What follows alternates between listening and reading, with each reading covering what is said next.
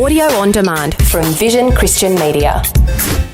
Foundations. So is this talking about the same character or another character who is in the likeness of? So again, you get to the question, is Melchizedek a pre-incarnate Jesus or not? We don't know.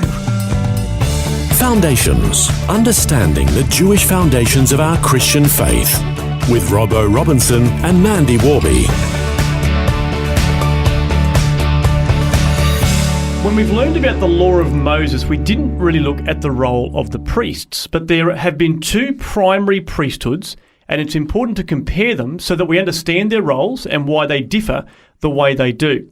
In the next couple of programs, we're going to learn about the priesthood of Melchizedek and the Levitical priesthood. Yeah, they're very interesting. It's fascinating, the role of the priests and why God established a priesthood only to supersede it with something else. What was the point of that? If one was doing the job, why did it have to be replaced? But it's interesting that when you go back a little bit before, well, actually not a little bit, it's quite a long way actually, to the days of Abraham, to the days when Melchizedek was actually king and priest in the city of Salem, which eventually became the city of Jerusalem. So we're going to look at those priesthoods.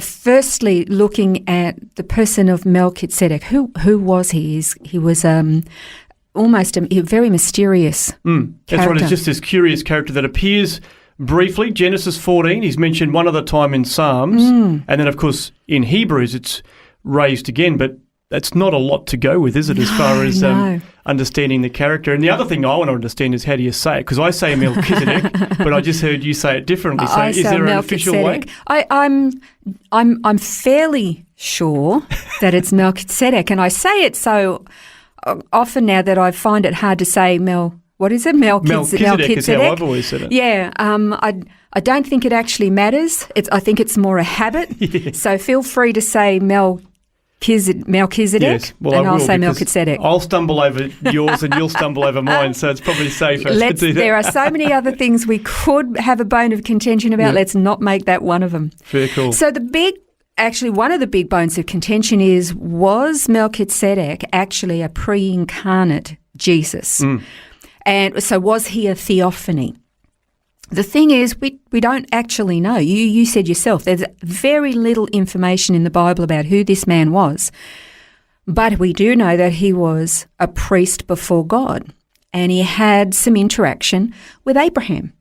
Yeah, so this is found in Genesis 14, the account of where Lot has been separated from Abraham, and there's a bit of a raid. A few kings will have a fight together, and Lot and all of his family get taken away hostage at the end of this battle.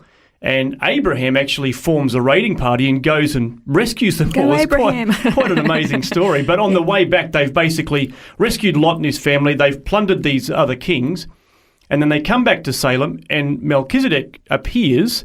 And there's this very interesting exchange that goes on. Abraham offers tithes to Melchizedek. And then he offers to Abraham bread and wine, which is obviously quite curious. Very much. And then that's sort of all we hear. That's, that little passage, Genesis 14, and then he's gone. And as mentioned, we do read about him again in the Psalms, just in one verse. But really that's all we get from the Old Covenant of this figure of Melchizedek. And that one little passage in Psalm 110 says, it's David actually prophesying about the Messiah. You think he's talking about himself, but it can't be, and I'll tell you why. What he says in verse 4 of Psalm 110, he says, "The Lord has sworn and will not change his mind. You are a priest, forever according to the order of Melchizedek." Now the thing is that he couldn't have been prophesying about himself, that God was not telling David, you're a priest before God forever, because there was a law in Israel that said that the priests were not allowed to fulfill the duties of the king, and the king was not allowed to fulfill the duties of the priest. And we see an example of that when King Saul was waiting for Samuel to turn up and offer some sacrifices. He got impatient and thought, I can't wait, I'm running out of time and everybody's going to run away, so I will offer the sacrifices. And when Samuel turned up, he said, the Lord is tearing your kingdom away from you. So, there was no crossover between roles. But the thing about Melchizedek was that he was a king and a priest who served the one true God. And this is before the nation of Israel had been formed. This was the days of Abraham, and it was before the law had been given. And so God was saying that he was going to bring this one forward who was going to be in the order of Melchizedek, which means he had to be a king and a priest. This is outlined carefully in Hebrews 7. There's a long list of characteristics that are given in that chapter on Melchizedek. Well, he was the king of Salem, and Salem means peace, so he's the king of peace. He was a priest before the Most High God. His name means king of righteousness. He had no mother, no father, and no family lineage, no beginning and no end. He has a perpetual priesthood before God. That means he's eternal. He held the right to receive tithes. He was a priest before the establishment of Aaron's family. And there was no temple in Salem. And there's no mention of sacrifices. There could have been. It's just speculation. But he was, from what we can see, he was the only priest. Like there wasn't like a whole family of priests working alongside of him. So for the most part, he was a lone priest. But he was also a king. And that raises the question, was he a theophany, a pre-incarnate revelation of Jesus? You would look at that and you would think so. Well, certainly you've got those few little things there with, no mother and father, no beginning and end. But that may just be that that information isn't given. Not that he didn't have a father and mother, but that information isn't given. Yeah. But maybe we can get some help from verse 15 in Hebrews 7, where it says, and this is clearer still, if another priest arises according to the likeness of Melchizedek. It's very, very curious wording, because if you look at those two words, you're talking about two ordinary words. You're not even talking about, some secret mystical Hebrew word. You're just looking at the word another and the word likeness. And the word another means not one of the same nature, form, class, or kind. It's different. And the word likeness means similitude or something similar, something resembling or corresponding to. So you kind of scratch your head and go, so is this talking about the same character or another character who is in the likeness of? So again, you get to the question, is Melchizedek a pre-incarnate Jesus or not? We don't know. And I guess really it's that verse there that would suggest possibly not, because without that, you could very easily argue from the Genesis account, he ticks all the boxes. But it's that verse in Hebrews that adds a little bit of doubt, doesn't it? Exactly. But do you know what? We don't need to fight about it. You know what?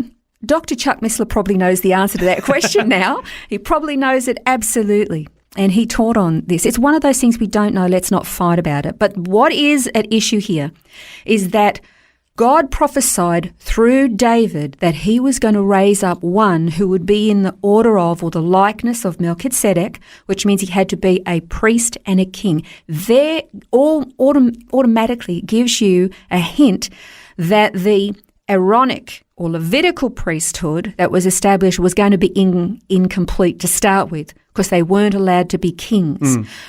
So, Aaron was born hundreds of years after Abraham. The Israelites had to go into Egypt as a family, and then there was 400 years of slavery. So it's 400 plus years that they were in Egypt before they finally came out, and then Aaron becomes priest.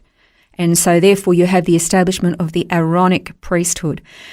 None of them kings. In fact, you would think to be a king and a priest that the one God was talking about would actually come from the Levitical tribe, but he actually doesn't. It was prophesied that he would come from Judah. We'll look at that next time. But the thing was, Jesus said something very curious. We know that his natural mother was Mary, who was in the family lineage of King David. But you get your inheritance through your father.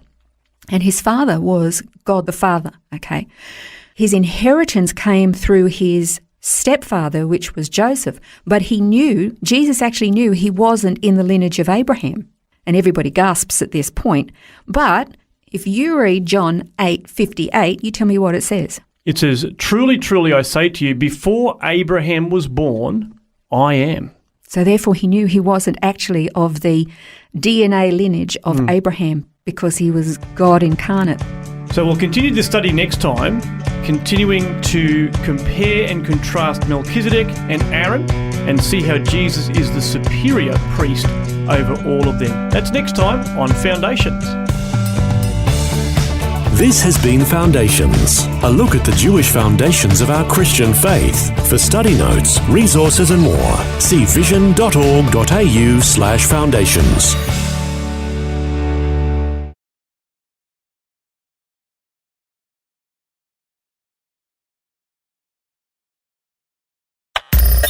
Thanks for taking time to listen to this audio on demand from Vision Christian Media. To find out more about us, go to vision.org.au.